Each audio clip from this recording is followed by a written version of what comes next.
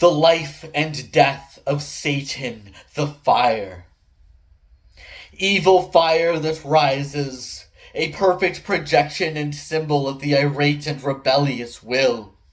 A unique image of rebellion, this fire separates and divides. It disunites and burns itself. What it burns is itself.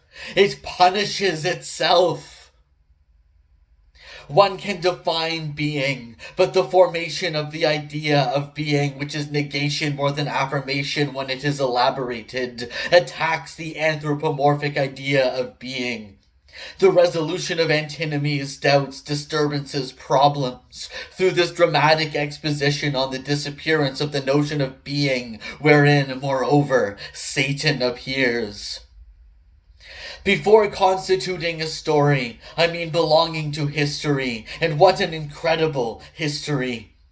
Satan is an immense image, crackling like thick oak in a pyre. He crackles because he is coming apart. A scorching and derisory image, an empty and burning space. A desert.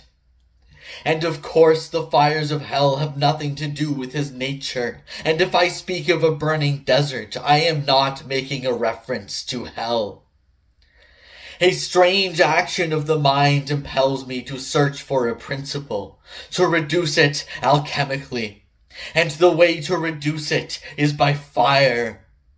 But Satan, reduced, burnt to a cinder and beginning to die himself, is linked to this image of fire by an effect of extreme tension which resembles all that he is.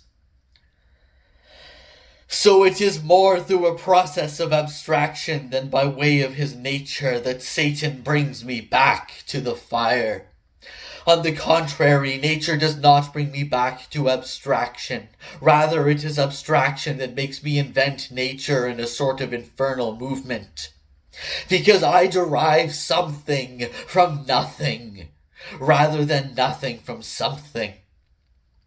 It is essential for me to begin this book devoted to the spirit of Satan, if I may say so, with this unspeakable breathing, where the breath that is born applies itself to emptying itself, to neutering itself of its movement, in conformity with the spirit of Satan.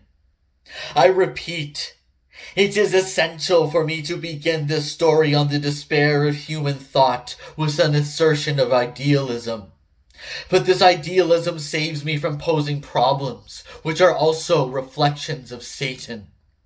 I mean, and I explain myself abundantly in this book, that everything that prevents us from living is only a refraction of satanic thought, damaged by the cowardice of the human.